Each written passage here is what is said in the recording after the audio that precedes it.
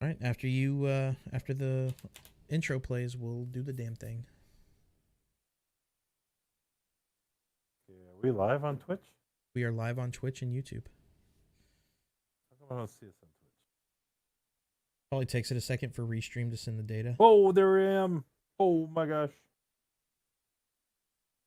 I just got the notification on the phone. All right. We are live, guys. Let's do this. We're not live. There's still no potato going on up there. I don't know how live we are. I have no potato access.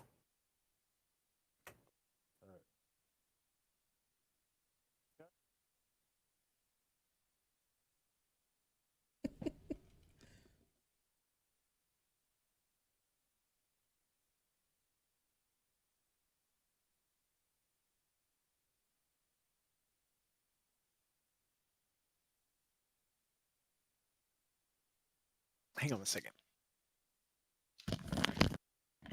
Kids are having a full-on argument at the moment. Never realized how tatted up Billy is.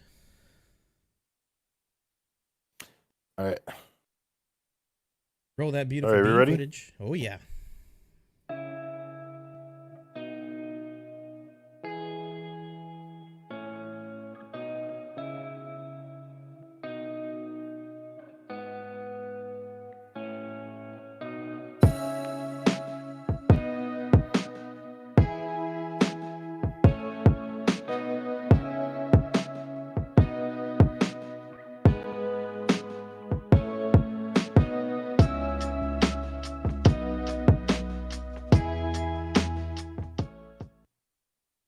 What's up, game geeks and tech junkies? Welcome to A Gaming Moment, a weekly 30-minute podcast about everything gaming and streaming related, including the news, tech, and software behind it. Be sure to follow us on Twitter, Facebook, and Instagram so you can engage with us, as well as find out when we're streaming the podcast and get a first listen before it goes out across all of your favorite podcasting platforms. I'm Dagan07, and with me is WildTwinsFan and Billy.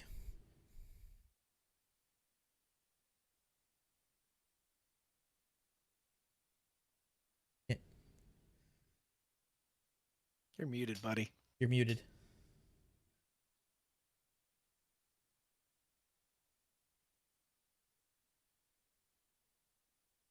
This is the problem with going live, guys. Yeah.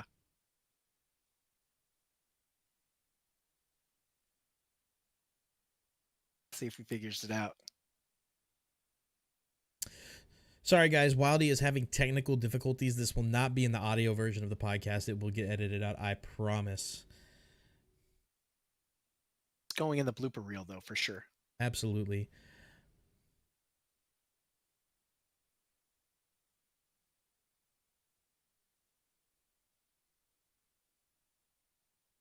You know, modern problems require modern solutions, and I think Wild's modern solution for this is restarting his computer. Computer. Did you try turning it off and on again? Tech support question number 1. Yeah. Did you try restarting it, sir?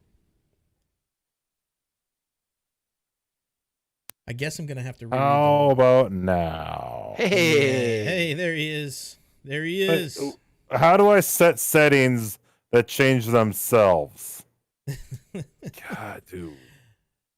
And now I'm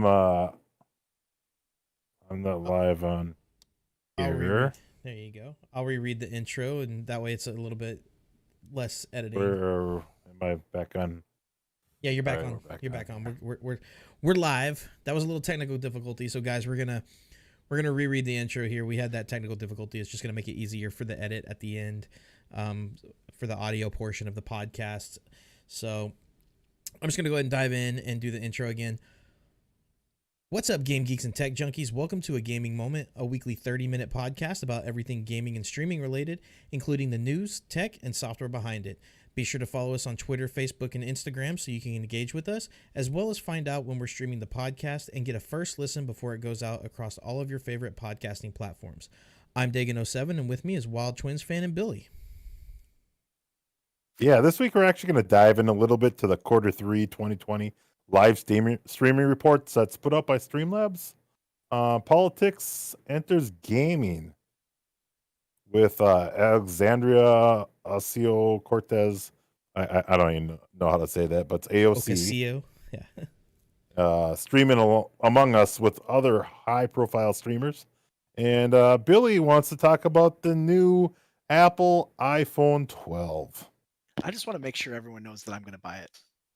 All right. Fair enough. I'm not. Alrighty, guys. Streamlabs dropped their Q3 2020 live streaming report. These to me are always fun to look at and look into and see how different platforms are performing and how COVID actually affected these different streaming platforms. The main streaming platforms that we're going to look at is Twitch and YouTube. I really don't count Facebook. Facebook is really a minority share. It's the two big players are really YouTube and Twitch. Twitch obviously being the biggest. I mean, that's kind of a story in itself. The fact that Facebook itself made very little headway in this opportune time. I don't know.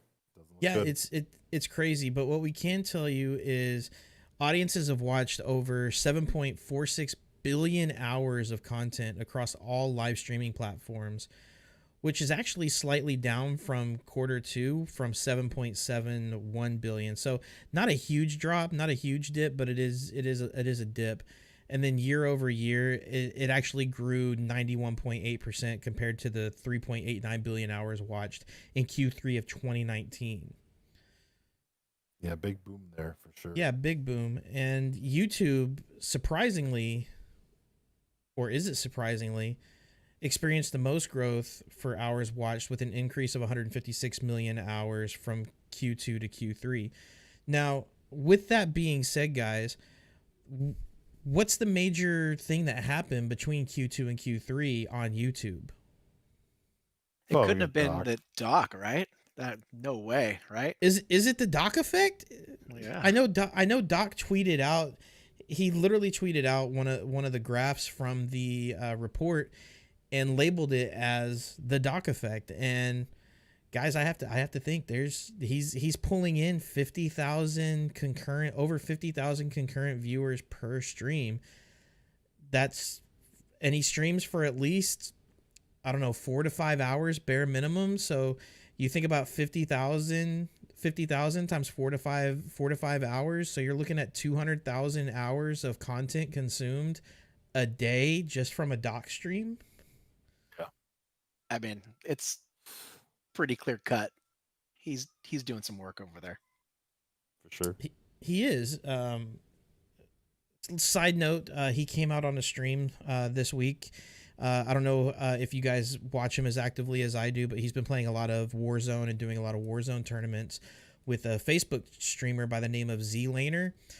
And, I think it was kind of tongue in cheek, but Z-Laner asked, what is the dollar amount that it would take for Doc to move over to Facebook? What is the full amount that it would take Doc to move over? And Doc was like, what do you think, Z? And Z was like, oh, I'm thinking 6 figures. And Doc retorted and was like, I'm thinking 8, but just how far into the 8 figures? And Z was like, I don't know, 20 million.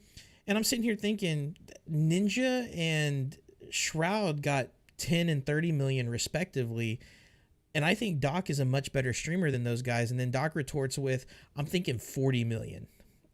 So do you guys think Doc's worth $40 million to move over to a lesser platform? I think he'd be selling himself short to say anything less than that. I mean, no doubts he thinks he's above Ninja and Shroud, so, and he's got numbers saying that he is. Who's to argue? Yeah, look at those numbers. That's really, you want to do the math there. He's absolutely worth more than 40 grand or 40 million. And just the interesting part is just watching this growth. If you can sustain continual growth on top of what it's already grown, I mean, you're going to have YouTube taking out TV channels. I mean, I think it's already kind of happening. You know, Yeah, with YouTube I actually Live watch and YouTube Red YouTube. and stuff. Yeah. Yeah, I actually watch YouTube more than anything. Like now, if I want to watch like some quote unquote TV, I'm turning into YouTube. And so I think this is just showing the shift in people, and I think with my kids don't. I don't think my kids even know traditional TV anymore. We don't even have cable. We haven't had cable in years. They watch Netflix or Hulu, and Hulu is kind of traditional cable, but otherwise they watch a lot of YouTube. So I think you can see a shift in all these resources, YouTube and such, becoming bigger, better, stronger. They're going to be the new meta in watching TV. YouTube's really been making a big push for that, especially with like live sports and all the different avenues to watch traditional TV. Uh, this is just another extension, and the fact that they have the most prolific streamer on their service just shows that they want to invest in it. And quite frankly, I don't think Hollywood cares. Who's going to pay Hollywood the most money? That's gonna end up ultimately dictating, I think, where everyone goes. Is you're gonna pay someone twice as much money to put a movie on YouTube? I think people will be putting movies on YouTube. Yeah, one thing I haven't mentioned yet is YouTube's unique channels has actually dropped from Q2 2019. They were sitting at 2.1 million live unique channels. The peak was Q4 of 2018 with 2.3 live unique channels.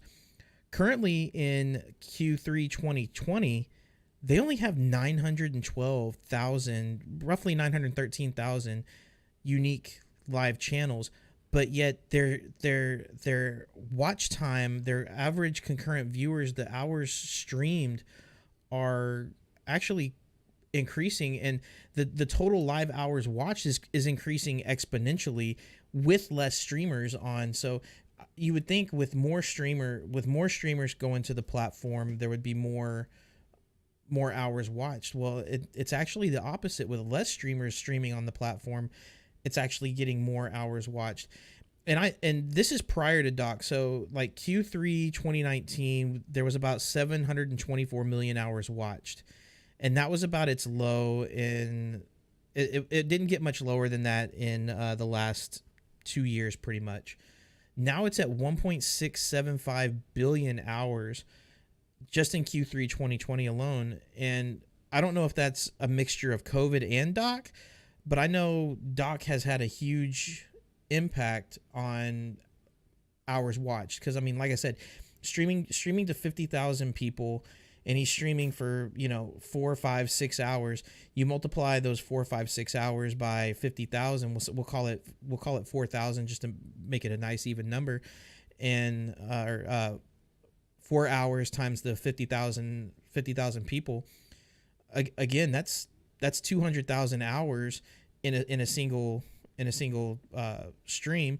You do that over the course of he streams pretty much 5 days a week. He's responsible alone on a weekly basis for 1 million of those hours for that increase. That is nuts. 1 million hours a week, and I honestly think that's the Doc effect. Yeah. Simple math. So Twitch had 4.7 billion hours watched, which, I mean, that's to be expected. Shroud had one of the biggest streams in recent history outside of AOC, which we'll talk about later.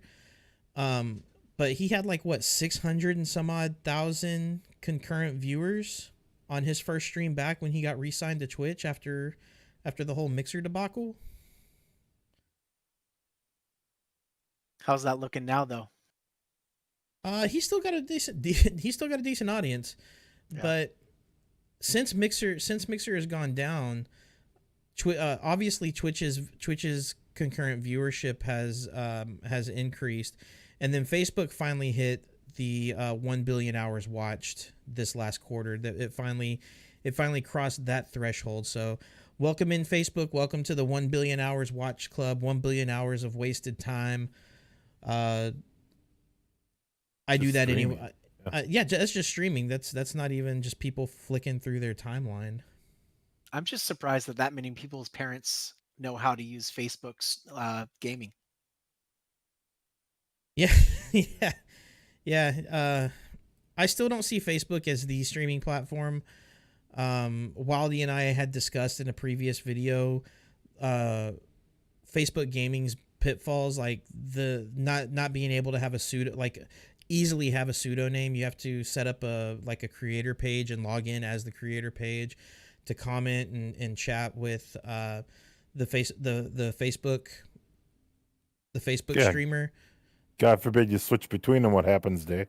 Oh my God! Then you get locked out, and then it's like they think you're hacking, and man, I they got logged. I got locked out for a day because they thought because I was going through, and I was liking some of our content as my personal self, and then I was liking some other content, like I was liking Wild's content as my personal self. Then I logged into the A Gaming Moment account and was liking some of our content as a gaming moment, but they counted that as spamming or spoofing, and basically I locked myself out of the whole thing. And it's just a big mess. So they need, I think, in order for Facebook to be a real contender in these market share games, they need to clean up some things.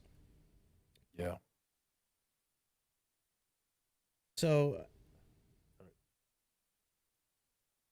anything else you want on that topic, Dave? Yeah, I'm just combing through my mind and everything.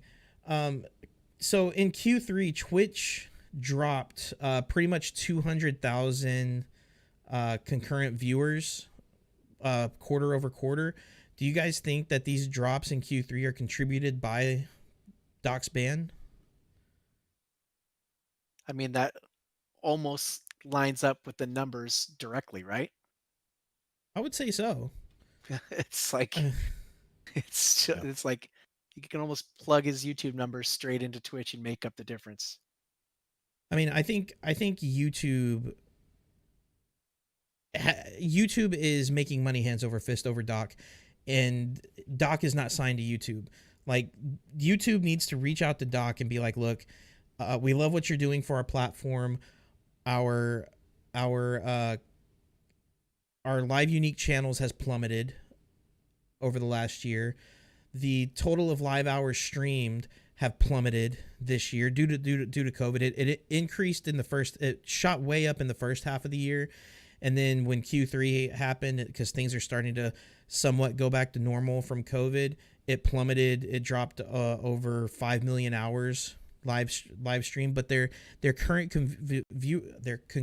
viewership is just skyrocketing, and I honestly think that's Doc. And I think like I said, YouTube needs to reach out to Doc and be like, look, you're bringing more eyeballs. We're getting more advertisements on the platform. We're making more money. We'd love to cut you in on this money outside of just being able to monetize your stream. So yeah, I don't know. YouTube doesn't really have a partnership program, do they? So it's technically it's technically a partnership program. Like, you have to, so there's stipulations, just like the Twitch partnership program. Like, with Twitch you have to average, 75 concurrent viewers. You got to stream X amount of days or X amount of hours a week. Things like that, and then you have to hold those for at least 30 days. Twitch is very similar. You have to have I think it's a million in order to get the super chat stuff, which is the donations button. You have to have 1 million subscribers, at least 1 million subscribers. So there are stipulations, and they call that the YouTube partnership program, I believe. Okay. Yeah, it's called the YouTube partner program, but they don't have like an actual partnership program that's contractually based, like what Twitch is doing with Ninja, Shroud, and Ninja Shroud and Logic. All right. Are we ready to move on to the next 5-minute topic? Yeah. So Alexandria Ocasio-Cortez, aka AOC, streamed Among Us with quite a few prominent streamers, including Pokimane, Dr. Lupo, and Jacksepticeye on Tuesday, October 20th. Her stream topped out at over 435,000 concurrent viewers, which is only beat by Shroud's Return and the Ninja Drake stream back in 2018. So what do you guys think about, could we potentially be seeing more politics on Twitch and politicians using Twitch as a platform to share their political agenda with the demographic that's on Twitch? What do you guys think? I 100% think that we will be seeing more of this. We already saw some of this in the last election. Bernie was on Twitch for a little bit. We see, this is not necessarily strictly politics, but the army is on Twitch. We've got, I think everyone in the mainstream is starting to realize the popularity and the access to new eyeballs and ears. So yeah, I think we're going to see more of it. Yeah, for sure. And to Wild's credit, I bet you there's more of the younger demographic watching Twitch than watching TV. Yep. So sorry, go ahead, guys. No, go ahead, Wildy. I lost my train of thought. So with all that being said, the one thing that I didn't see that we had, at least this year, is I didn't see a whole lot of political advertisements on Twitch. But do you guys think we're going to see more political advertisements moving forward, like during the next election? I honestly don't see an end to it. Like, I am so tired of it. I am so tired of people calling and texting my personal cell phone. I'm right there with asking for my opinion. And you know what? These fuckers are out there selling your information. You start answering these people, they're going to start selling your name, your information. No, this guy's a Democrat. This guy's a Republican. This guy's a left wing. This guy's a right wing. You are just feeding the information machine. So my simple answer, if I reply to any of them, is usually some vulgar words as I block them, because I'm so tired of it. Get out of my life. And it's like, what are we going to do? We're going to pass laws to stop this? Good luck with that one. So, it's like, yeah. For me, it's bad because I'm getting text messages that aren't even for me. I'm getting text messages that are for my wife and for my uncle. And my wife's not getting a single text message, and it pisses me off. I'm like, these are for you. Why am I getting 30 of these a day and you're not getting one? It sounds like your wife is a smart one here. She's figured out how to game the system. I guess so. I start using your phone number to sign up for things too.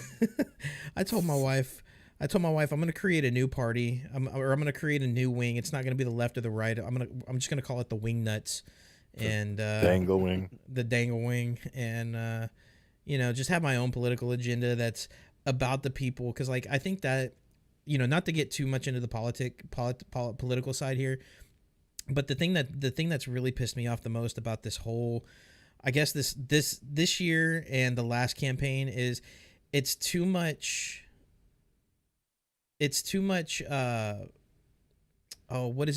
Slander. It's way too much slander. Nobody's talking about policy. Nobody's talking about, what are we going to do that's going to help the American people? It's well, Joe Biden did this and Donald Trump did that and Kamala Harris did this, and it's all that. No, I want to know what the policy is and how you're going to fix it. I don't care who. It doesn't matter whose fault it is. It matters how we're gonna move forward from here. And at least that's where I'm gonna end my political rant on this one here. And I think at least with this, like AOC's been using it as a tool to connect with people. Yeah, and not as much about pushing the propaganda agenda or whatever. So I at least give her the grace of, like, if you want to get to know me, and then if you like me, then maybe you'll be more receptive to me and my ideas, such like that. I think she does this. I think she comes across good and likable. I'm not judging her as anything Politician. other than a person, you Yeah. know, and Yeah, and stuff like that. And she did that with even the Nintendo Switch and Animal Crossing. She was out visiting people's islands and stuff like that. And I actually just see that. I guess Biden's got an island too now, or somebody made an island for Biden or something like that. And I think they're just reaching out and doing it. Like no different than right now we're doing our charity fundraiser. You know, part of the reason that we're doing the charity fundraiser on Twitch is because these platforms are gaining momentum. They're gaining people. They're gaining power. They're gaining money. You know, right now, you know, the concept is everyone that's, you know, watching these and doing these and gaming these are 12-year-olds, and they don't really have, you know, money aside from mom's credit card. But, you know, which isn't true. But as more of the audience grows up and matures and grows up with this stuff, it's become more and more true that these people, these viewers, have real, actual financial, you know, I would consequences love, or whatever you want to call it. I would love to see the Twitch's demographic information, to see, you know, what demographics are, you know, the majority demographics that are on Twitch. Is it your 21 to 45 year olds that grew up with Sega Genesis, Super NESs and stuff, that are still really hardcore gamers like ourselves? I mean, you guys are, let's face it, you guys are about 10 years older than me, and let's just say I'm in my lower 30s, and without putting too much information out there. And you guys are just as avid gamers as the 18, 19, you know, the 12 to 21 year olds, you know, and we're at the age where we have disposable income to purchase, you know, the recording equipment that we have, the gaming equipment that we have, the actual games themselves. And I think this is actually a prime platform for the, you know, for charity events, because I actually think the gaming age is in the prime gaming age. I think is in the mid-30s actually, or the majority gaming age is actually in the 30s, and that statistic itself blew my mind, and I'd have to search it up. I mean, it's an assertion at this point, but think about Dog. Guy Beam is in his 40s. He's like 41, 42. Tim the Tapman's in his 30s. Nick Merckx is either pushing 30 or he's in his lower 30s. So like all of these really prominent streamers are right around our age group, and I think that right there just goes to show you that, I mean, think about all the partners, all the Twitch partners. I don't see any, I'm going to call them squeakers. If you're a squeaker and you listen to this podcast, I apologize. But the squeakers are your 12 to 18 year olds. You don't really see that many 12 to 18 year olds as partners. Oh, it's probably a time commitment. Also, you think about it, our generation, well, Wildies and I's really are the first generation to grow up always having video games. Ataris, you know, starting off with Atari Ataris, and Nintendo. Yeah, it's like, you know, so we, you know, I remember, you know, when video games, you know, were, everyone had to get one at Christmas kind of thing. So, and ever since then, it's just like, it's just evolved, but it's always been part of our childhood and our adulthood, and you know, every generation after us has been, you know, it's funny too. It's funny too, because every now and then someone will take a stab at me, like, oh, this old guy, you know, they can hear it in my voice or whatever. You can kind of judge voices, or maybe they're watching.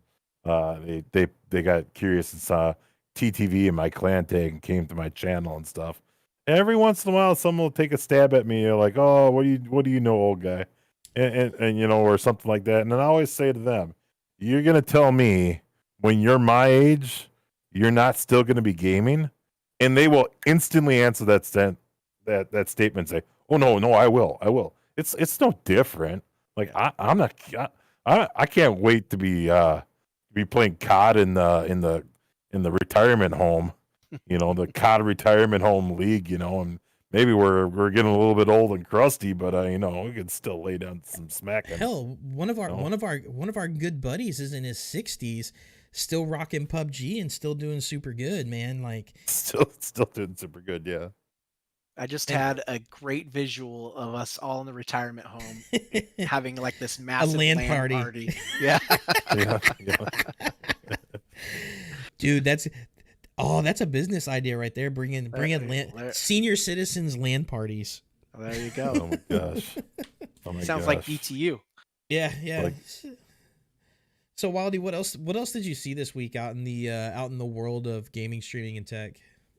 Well, everyone's been speculating, GameStop, and everyone likes to speculate the future of GameStop, and half the people hate GameStop, half the people love GameStop, but it looks like GameStop and Microsoft they're entering a multi-year agreement that gives GameStop a little cut of digital purchases made on Xbox consoles going forward. So the details aren't really all out there, but I think maybe something along the lines like if you buy a console through GameStop, then GameStop's going to get a cut on each game that you buy digitally going forward. So kind of like an affiliate program kind of thing, something like that, But I mean, the grand scheme of it is the more and more digital things go, the more and more GameStop's going to end up being a physical hardware store.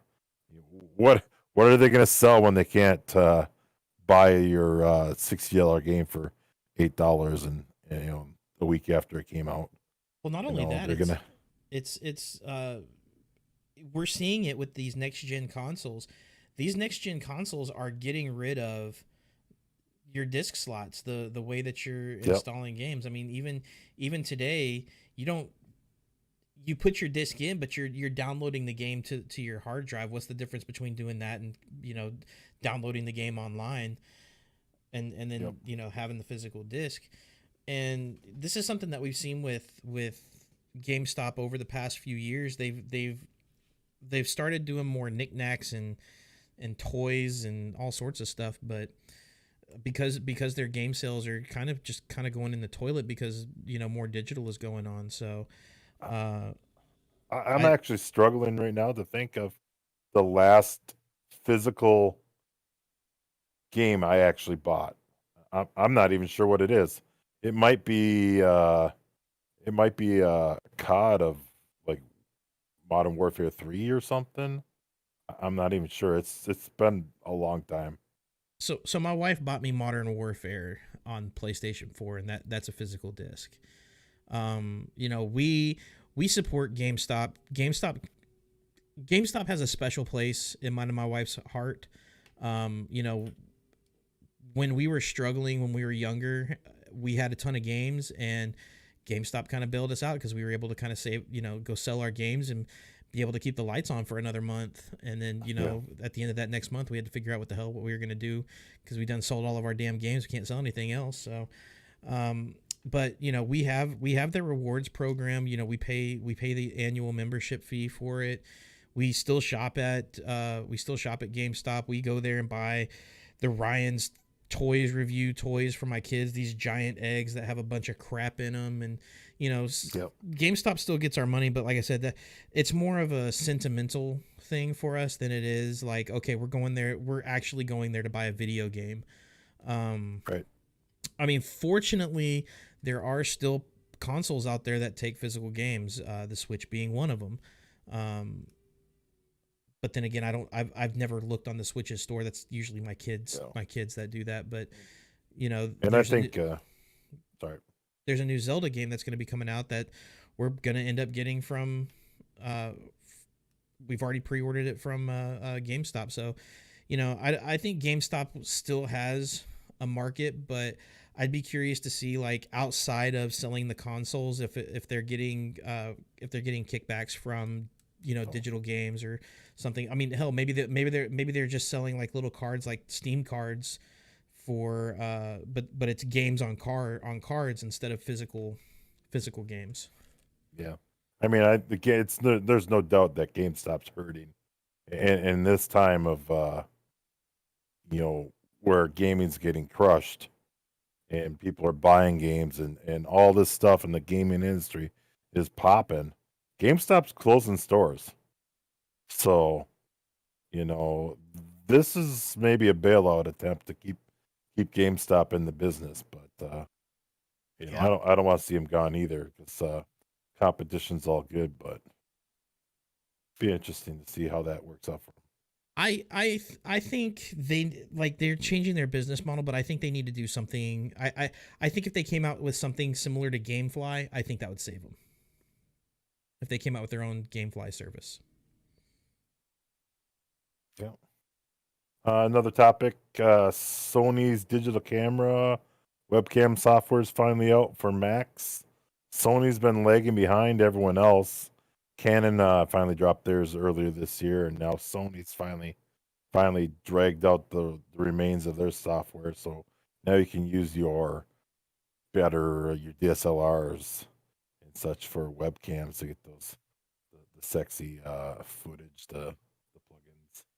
No more Elgato cam links, man. Like the DSLR, the camera companies are really trying to put that market out of business for Elgato / Corsair / whatever else companies. It's all under that umbrella, but the capture card, there's still a market for capture cards. I can tell you, I use the Canon EOS utility, and it runs off of USB, and I still need it. It doesn't give me the full resolution of my camera. So there still is a market for those, but I mean, it's great that you don't have to have the capture cards to use your DSLR anymore, and we're starting to see that more and more. I believe in our research with this, Billy can testify to this. I think Nikon now has a webcam utility that you can use, right, Bill? I think they all do, aside from pretty much all the big names got something out there that works, and Sony's just lagging behind. And but the thing that boggles my mind is why are webcams such garbage for the most case? It's like you think the webcam developers or the Logitech and that would step up and put out some better webcams, but there's still these. I mean, yeah, mine's all right, but there's been virtually no improvements in the last 5 years. I would even go back to say 10 years. The Logitech C920, which is still a stronghold in the streaming industry, in the live streaming, like that's kind of like the standard webcam to go to, whether it's a variation of it, the C922 or the C920 Pro or what have you, but it's still the same webcam that's been out for 8 years now, and there's been no improvement to it. And Logitech just came out with a new quote unquote streamer cam, but it's still garbage. And I think the necessity of it hasn't been there until now, since more and more people are working from home, and I think that's what's pushed a lot of these camera companies to create these applications, because they saw that more people have to have cameras to take their Zoom meetings or their Microsoft Teams meetings or Skype meetings, or whatever platform these companies are using. And then there was a shortage of webcams. There was a shortage of webcams when COVID hit. Still is. And people were asking, how can we use our webcams or how can we use our DSLRs as webcams? And for me, when Canon released their beta app, that was literally a couple weeks after all the lockdown stuff, and I'm like, all right, good. Canon actually got on the ball, and they released something. Granted, it was for Windows only at the beginning, but it was like 3 weeks later they released the beta version for Mac as well. They actually they actually took that initiative and really made a strong focus on pushing something like that out. And once Canon did that, that's when we started seeing the rest of these big players kind of do the same thing.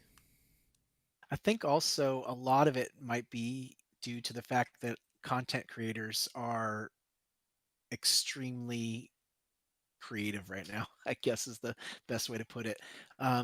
Everyone's got free time. and they've got all this technology at their fingertips. And let's be honest, if you're creating videos, it looks a lot better on your DSLR. So these guys are looking for solutions that they can work at home. They can't go into the studios. They can't go, get on with a full production crew with cameras. And to be honest with you, I work in some of the production areas of film and TV, and we use a lot of these DSLRs for some of these smaller shoots, anyways. So it's you can make a professional video with the camera that you have at home, basically.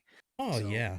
it's be able to plug it into your desktop, your laptop, and stream a video and have that that kind of quality out of it. It's definitely something that content creators are looking for, and the fact that it took this long to get there is kind of ridiculous. And I think the lockdowns just put a highlight on the fact that this was a big gaping hole in their product deliveries. Yeah, and I think consumers themselves probably stepped up and realized they need webcams too. Yeah. Yeah, demand, I guess, it's lagging the supply here. But Yeah. It was because Canon released that EOC beta app. That's the whole reason why I bought my Canon M50. Like I was like, all right, I don't have to spend another 150, $200 on a capture card. I mean, Wild knows Wildy. I was talking to Wildy for like 6 months before I bought this camera, and then that dropped. nearly as long as we talked about the podcast. Yeah, pretty much. Yeah. I remember you sending us all links like pretty much on a daily basis about which camera you were going to get. So yeah. Yeah, it was a toss up between the Sony, what was it, Sony A6000 or A7000 or the Canon M50. I knew I was going to go with the mirrorless DSLR, but couldn't figure out which one. And then Canon dropped that, and I was like, all right, that's sold American, game changer right there. Yep. I'm still holding out. I mean, that's exactly why people buy things like that, when all of a sudden there's like one little thing that tips the scales that makes it their life easier. That's a camera sale. So All right, so we got the cameras being so integral now with the COVID market. What about Google Glass now is adding meat to the Google Glass so supervisors can see through the field workers' eyes. Like, this has got a lot of really cool potential, and it's got a lot of Big Brother potential. And I think it's pretty wild, but it would be kind of cool. Like, sometimes I would like to be like, no. Look at what I'm actually seeing here. Not what you're talking about here. This is what's happening. So I kind of like this. It's kind of cool. Google Glass has always intrigued me. My first thought is Google Glass is still a thing. I haven't heard anything. It never went away. They just stopped selling it, and I think that was just a limitation of the times and the hardware and the technology at the time, that they couldn't make it small enough, fast enough, good enough looking to make it saleable. I think it's just sorry, go ahead. So from all right, I'm gonna think about this objectively. I'm gonna put myself in the shoes of the business overall, not an individual, but as the business. And what I think this does is this holds workers accountable for the level of detail to their work. If you're rocking a Google Glass and you're working on like telecommunication stuff, or you're a trainee, like you're a new person working on like a 5G tower, and it's hard for some people to explain like what they're looking at, so they can easily just kind of pop on that Google Glass and have somebody that's a little bit more experienced on the team be like, all right, you see that yellow wire there next to the blue wire? Cut those things, connect them. 5G is working for everybody. I can see applications like that, or even taking it as far as law enforcement. I mean, that's why law enforcement have their body cams. There's different applications for using it, but again, Google Glass be like RoboCop. Yeah. We turn them all into RoboCop. You know, there's many different applications, but you know, I think we're looking at something like I don't know if you guys have seen the movie The Kingsman, where they wear the glasses and they're look. It's kind of like an augmented reality. They're sitting at a table. There's people sitting at the table, but if they take the glasses off, they're out of the meeting, kind of thing. I think that's really what we're looking at here, and I see a use for it. But again, I go back to nobody's talked about Google Glass in what 4 or 5 years since it was a big thing. Like, I know it hasn't gone away, but how many people have you seen with Google Glass? How many companies are using Google Glass? Nobody. I don't know. Not yet. Well, so Billy, your thoughts? Here's the thing. As far as, like Day said, Google Glass, what? They exist still? And it's expensive. And then you're paying for the service. It's $65 for the first user, and then what, 20 or 25 every other user.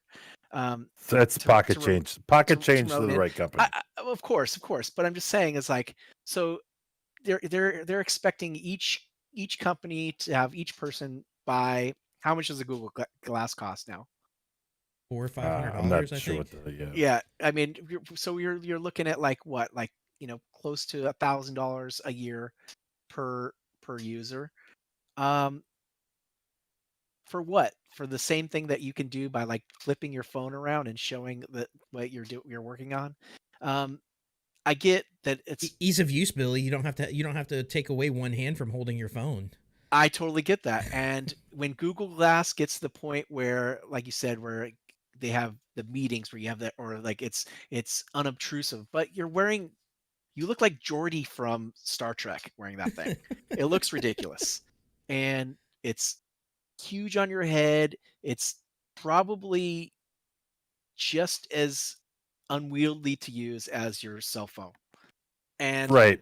It's not quite there yet. And but you're looking at a cell phone from like the 1980s, the 1990s, right? Where you had to bring the briefcase around. That's where we're at with Google Exactly. Glass. Exactly. Soon, the day will come. They're going to have it graphed right into the lens of your glasses. It'll be seamless. So yeah, it's got to start somewhere.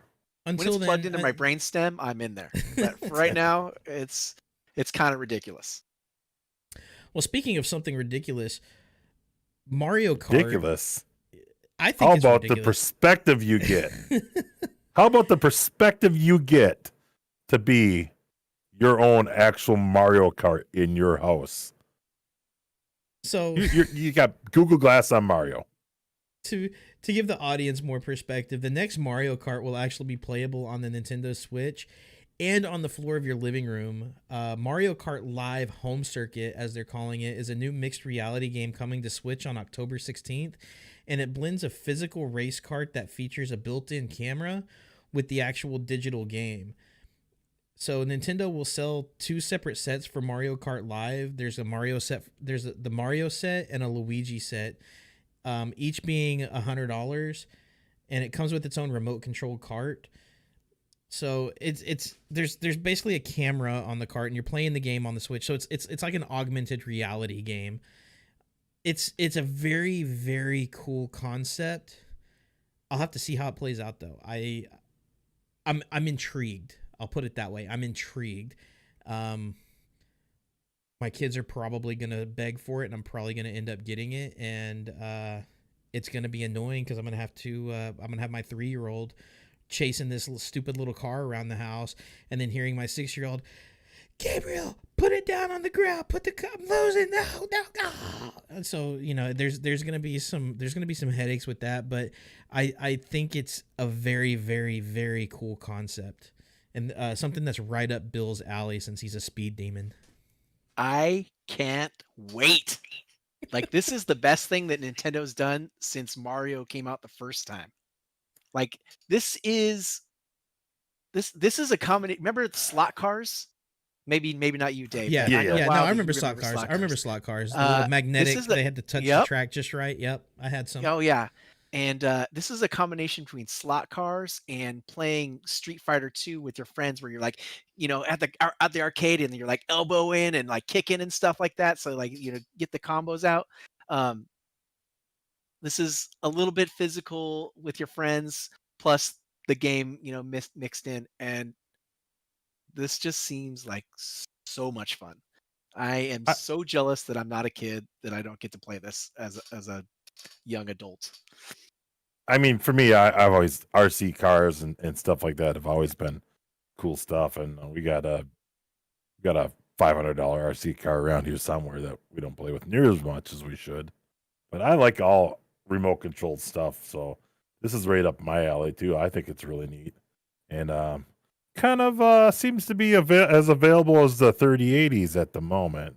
So we'll see how that goes. Nintendo's always bad about having availability, so we'll see. The Wii Fits, that debacle, the whole, what was the Ring Fit, that whole debacle, and just Nintendo Switches are still even hard to come by. It's so, I mean, you can get them, but I think the downfall for this is going to be that the batteries getting your hands on. No, the batteries only last about 90 minutes, so you're limited on your playtime, which could be a good thing for those parents that want to limit their kids on the playtime. They just haven't said how long it's going to take for everything to charge, but just know with something like this, you're on a time limit, so you get about 90 minutes per on off of a charge on it. I mean, 90 minutes is about all you need until you start throwing the things across the room when someone throws a turtle shell at you or something like that. So probably be safe. Or just play golf with friends and knock Billy around the old golf course. Oh man, that was more fun than actually going in the hole. The first time I sent them in the orbit, poor Billy didn't know what happened. It took me a couple times to figure out what was happening. I thought I was breaking the game myself. Now Bill's favorite subject, and the thing that he's been dying to talk about, the iPhone 12. The iPhone 12 got released, or not released, but it got announced earlier this week, and Bill can't be more excited. And Wild is confounded on what phone he wants to upgrade to, because he's like, I like the camera. So, boys, what's the dealio with the iPhone 12 with you guys? My part's real short, so I'll let you go, Billy. Mine's pretty short too. I already bought it. I pre-ordered it. It was nice and easy. The iPhone 12 Pro Max with 512 gigs of storage. I just went all in. I figure if I'm spending $1,000 plus on a phone, I might as well spend the extra couple $100. At least you do right. Yeah, right. Like you said, we were talking about the cameras. That's really the big seller for me. I mean, they haven't really changed much, over the last few generations. Just it's nice to be able to have a good camera in your pocket at all times. It's an updated version of the iPhone 4. Tell me I'm lying. Tell me I'm lying, tell me it's not an updated version of the iPhone 4. But it's new. That's, and 100%. That's what gets me right there. It's new. No. Shiny objects. Wrong. It's the best iPhone ever created. It's got the fastest chip speeds ever created in an iPhone. It's got more cameras than an iPhone can handle. The flash is flashier than the flashiest iPhone ever. But are they lying? Are they lying? It's got 5G a full year after Android released it. My goodness. In Apple's defense, I have 5GE, which is basically 4G plus, but I do get the 5G symbol on my phone when I'm downtown. So I count that as 5G. But yeah, I mean, here's the thing. Apple has not had a good year this year at all. Like, horrible publicity. Apple has had a bad, in my opinion, like 4 or 5 years from a product standpoint. They're not innovating at all. They're making minor modifications to their products and calling it the greatest thing since sliced bread. And yet here they are still growing. They're still $1 trillion company. And I blame people like Billy. Yeah. You know I what? think You can definitely blame me because I'm the one who buys the phone every generation, but I'm also one of those people that is less satisfied with my phone every generation. Like you said, the innovation isn't there. It really isn't. It's like I'm really just buying a new phone just because apparently I like to waste my money. But like, uh, it's the, there's the there's I've really nothing new. It's the same Apple stuff. is Apple's become the honey badger. I don't know if you guys ever seen the honey badger nature documentary. It's a voiceover a guy does with the honey badger running around, and that's what Apple's become to me. It's just like the honey badger don't care. Apple don't care. Apple Yeah. don't care. They're going to give you a new phone. It's going to be a little bit better, and they're going to say it's the best phone. Well, it should be the best phone you ever made, right? Yeah. The year older phone shouldn't be better. Yeah. So yeah, it's always the best phone, but I don't know. I mean, the camera alone is not enough to sell me on the right to repair, all the issues that anti-consumer issues that Apple has, and that wouldn't, as bad as that is, that probably wouldn't preclude me from buying it because everyone plays those games. But I'm gonna hold out and I'm gonna stay on the Android platform for myself.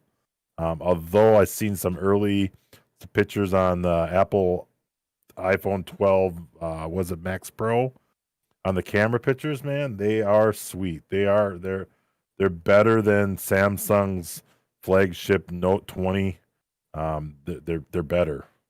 One thing I will give Apple, I enjoy on all fronts their OSs, whether it's the Mac OS or iOS.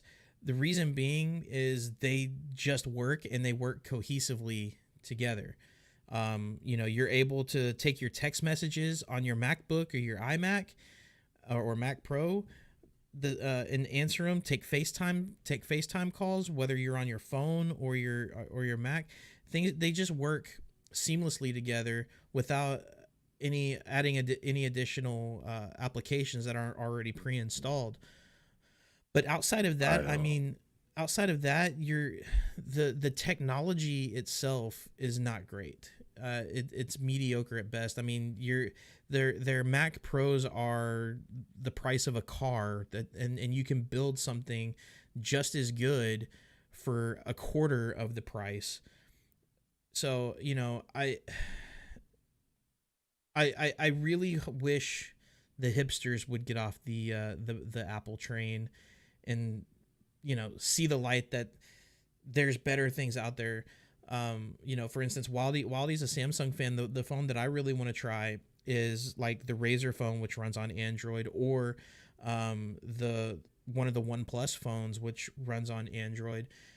So, I think Android from a user perspective is a little bit nicer, but it's also, because it's open source, it's a little bit more vulnerable to certain things happening, the phone slowing down. Although Apple with every update, Apple slows older generation phones down themselves anyway, so it doesn't really matter. But I think Android is a more universal platform, and I think you're not stuck to a single style of phone. You can have different styles of phone, like a flip phone if you want. So I mean, you just have more variety when it comes to that. Yeah, I think the only way you go wrong with a cell phone these days is not buying a flagship. I'm not so sure that this new budget version iPhone with their naming convention, I'm not really sure what to call it. iPhone SE. No, they have some weird. No, it's some cheaper version. But I don't think that's the type of phone. But I think if you go iPhone 12 or you go with a flagship Samsung, LG, one of those phones, one of the flagship phones, you'll be all right. Yeah, You're gonna have a pretty decent experience. I think it's whatever works for you. I think you nailed it on the head there, Wildy or Day, about the ecosystem. That's pretty much the only reason to buy Apple these days, and because and the hardware isn't Sides. there. It's just like for me, especially, we use Mac at work, and to my workflow is heavily dependent on the, being in the Apple ecosystem and being able to like not have my phone up and be able to text message back straight from my computer. I mean, that seems like a stupid little quirky thing that doesn't really matter, but Uh, it the same thing but honestly the saves same me by, thing you by can the do time way, with that all day long. works fantastic with at least a Samsung and Microsoft now. Like I text Yeah, from my yeah, computer all the time, so yeah, well, that's and a long then time coming. now I'm looking at it from like, okay, the Google ecosystem, because Android is owned by Google. I can take, Google Meets or Google Hangouts, Google Meets, whatever the hell you want to call it now. Um, our podcast stuff all runs off of Google and everything, so I could have all of the information that I need for Google. We do a lot of our initial interviews with potential podcast interviews on Google, like through Google Meet and everything like that. So before bringing it in through Discord and doing all that, but from I'm starting to move into the Google ecosystem. I've started to move away from using Microsoft Office products where I can, and using like G Suite, well, formerly known as G Suite. I forget what it's called now, but it used to be called G Suite.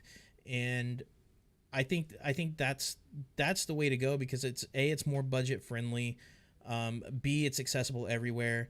The only problem that a lot of people has with it is, like, everybody insists that Google is selling your information to the government. So, that it take there's pros and cons to everything, but I see more pros with the Google ecosystem than I do with the Apple ecosystem, and then I'm Yeah. not constrained to a specific device or set of devices.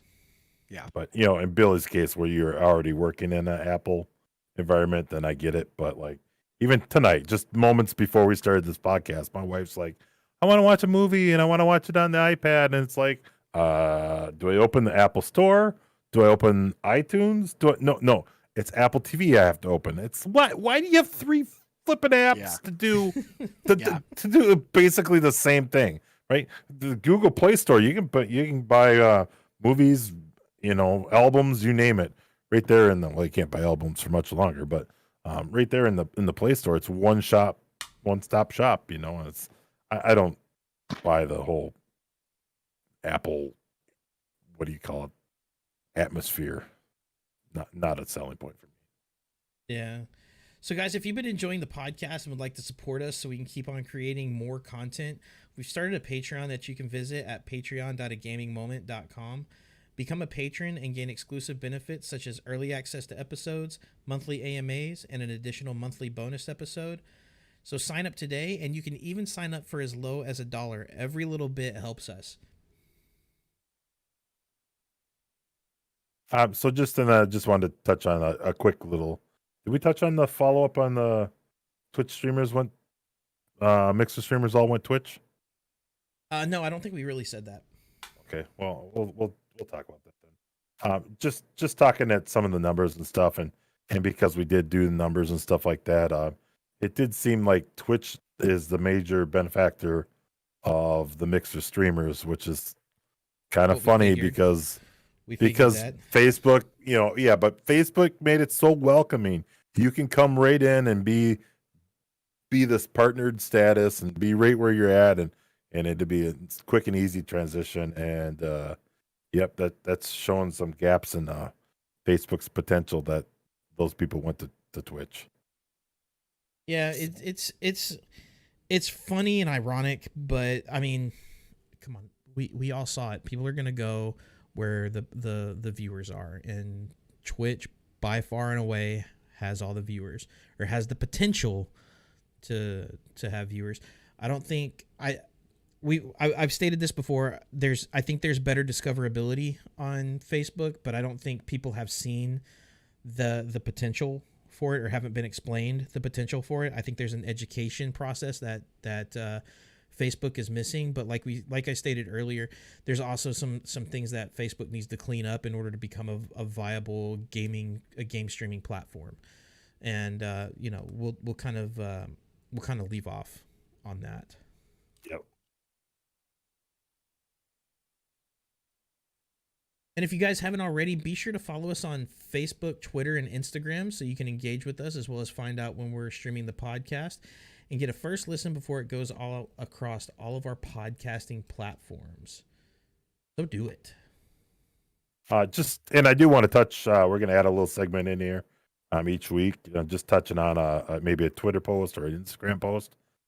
And if you follow us on Twitter, you'll see that we reached out on a tweet this week, and some people were saying all the snipers were ruining Black Ops Cold War. And AGM posted that Wildy here had a heck of a clip there running around with snipers. So if you guys get on the Twitter and follow AGM and follow WildTwinsFan1 and Dagon07, you can follow up and see the clip that I posted on the Twitter, and check out the sniping montage there. Wildy was doing work. Wildy is not a quickscoper though, so it's actually a little bit more enjoyable to watch than quickscoping, because you're just like, all right, you're barely pulling the left trigger, or you're barely hitting the right mouse button, but yeah, it's a fun time. But anyways, now that we've mentioned it, there's no better reason to hit us up in the social medias than the top questions of the week. This week we only got one question due to time constraints. Kind of a new format here, guys. Let's let us know how you feel about this live format that we're doing a little bit more. So hit us up on the social medias and let us know. But we do have to know Prime Day. Are you guys into the Prime Day? Are you into the Black Fridays? How do you do it? Is this an event for you? Do you look forward to these? Do you follow these? Do you get out there and trample people at Walmart to get that TV? Prime Day is no longer Prime Day anymore. It's Prime Days. It's now 2 days long. But I don't. There's some okay things. Like we did Prime Day this year. It was actually this last weekend, or this last Monday and Tuesday, I think. And we ordered a few things. Like I got this automated salt and pepper grinder. So you just turn it upside down and it automatically starts grinding fresh salt and fresh pepper over your food and stuff. And we got a couple other little knickknacks. But for me, Prime Day doesn't sell, or there's no sales on the stuff that I actually want to buy. It's all just crap. Stuff that was marked up beforehand, only to be marked down on Prime Day. Yeah, correct. Pretty much. Black Friday, on the other hand, I won't go to a physical store because I've seen too many altercations. And let's just say I don't live in the some of the areas that are around me are not the nicest areas, and you're liable to get shanked, and if you're going out into the physical stores, and I just don't want to deal with the people. I don't want to deal with the stress. I don't want to get up early. I don't know how you did it, Bill, when the 3080s came out, because obviously Bill's a Black Friday kind of guy, sleeping outside but I'll do the Black Friday online deals, because that's when like there are actual deals on stuff that I actually want to buy, like computer hardware products. I think the one thing that I take the most advantage of for these types of events is actually the Steam Summer Sale, when a lot of games are marked down like 90%. Summer sale. Exactly. Where games are marked down like 90%, and you're getting a $50 game for $5. So that's the one that I take the most advantage of. And then secondly is Black Friday, and then Prime Day, just because my wife's like, ooh, I gotta buy something. Yeah. So how about you, Billy? Well, first of all, I have to bring up the fact that on Prime Day, you bought an automatic salt and pepper grinder shaker. Mm-hmm. So And it's not sweet. not only could you not go to the store and buy this, you had to sit on your computer, order it online, have it delivered, and then you still couldn't even grind your own salt and pepper. Just just putting it out there. That Well, my you're pepper living grinder that was dream broke. right now. Yeah. My pepper grinder was broke. First world problems. Hey, that's what technology is here for. Exactly. We have come to that point in time.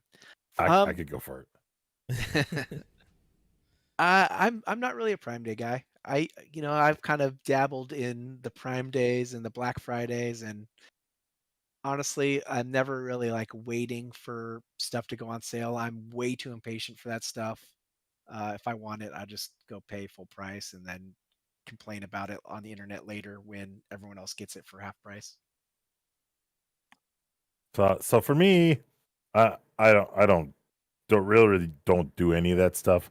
Although I'll follow it. Like generally, I'm always following things that I want to buy. And that's where I could see on Prime Day there wasn't too many good deals. I did a Prime Day deal this year.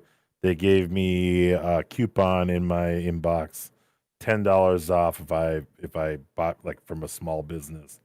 And turns out my headphone mic for a set of headphones I had is I think it's going bad. I've had it for 5-6 years now, and it's paid its dues. So I bought a cheap one on Amazon. Ended up spending $3 after the coupon. So Big I don't spender. really know. $3 after shipping. So not a big deal. And Black Friday never have done. It's just not my type of thing. And my deal with Black Friday is there's very few deals I feel you could get on Black Friday that you can't get other times. Yeah. If you're watching, it might not be the single cheapest deal you've ever seen. You might not get that 32-inch TV for $103. You might pay $113 for it, and that offset that $10 is worth it for me. So I usually use a website called slickdeals.net, and they are a forum of the cheapest people I've ever met in the world, and I've never met any of them. But they know how to finagle every single deal. And anytime I'm looking for stuff, I go on there first, and you can see a history of what you're looking at, what you're going to buy, and that gives you a good vibe for what a real deal is when you're out in the market. So, still looking for like a digital piano for my wife, and we've talked it over, and we want one, but we don't want to pay that full price. So we know the potential price, and I've missed it.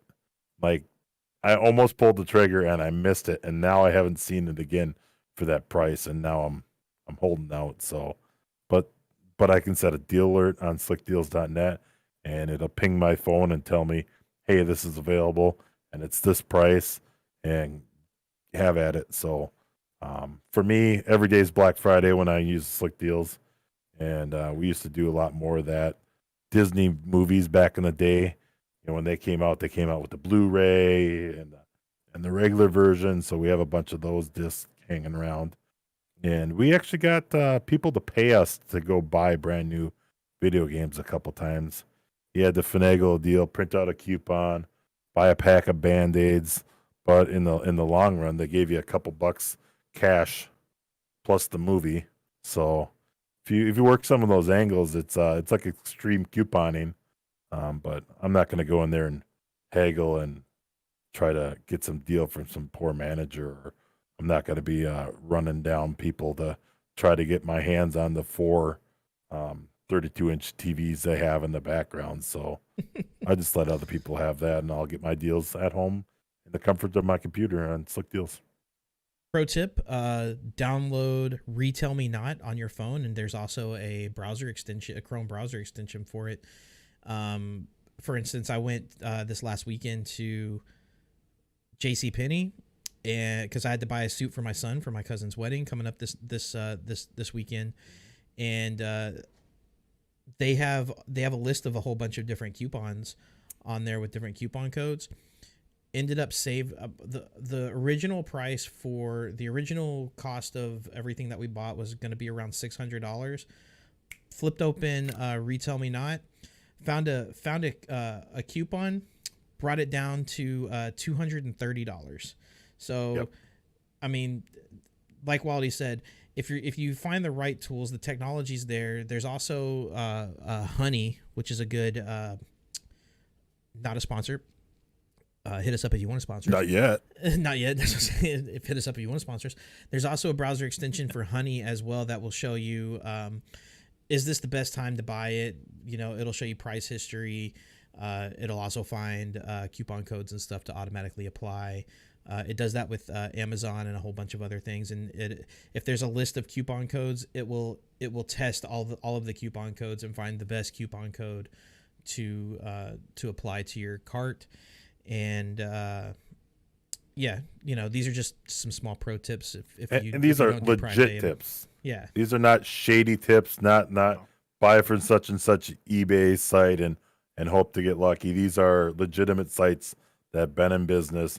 Slick Deals prides themselves in Black Friday knowledge and getting the coupons and the ads out there. I don't participate in Black Friday. Yeah, fair enough. To add on to your Honey tip, I love that. That extension is like the best thing ever, especially for someone as lazy as I am. It automatically applies the coupons for you. You don't. You literally just check out like normal, and if you have the extension in your browser, it just takes care of it all for you. It's money. It's easy money.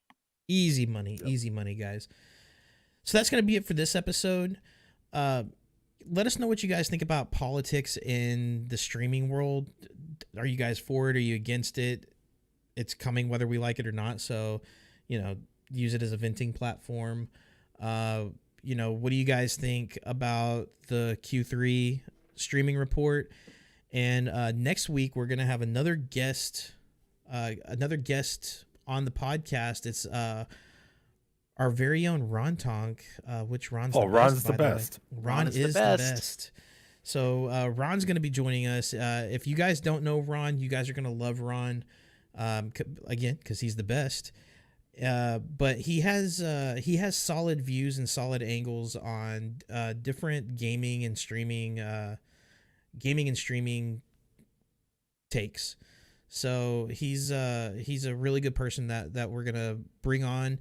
And like I said, hopefully you guys fall in love with him just as much as we love him. And we'll talk to him next week. So thank you guys for listening in. Consider our Patreon to support the podcast, and also by going to merch.agamingmoment.com and picking up some of that sweet swag, such as this Flex Fit hat. If you're watching the stream right now, there's this sweet multicolored Flex Fit hat for $24.99 on merch.agaming.com. They sell pretty fast, so be sure to grab one. And subscribe to us on your favorite podcasting platform, and be sure to check back every Tuesday for new episodes. Until next time, guys, keep grinding.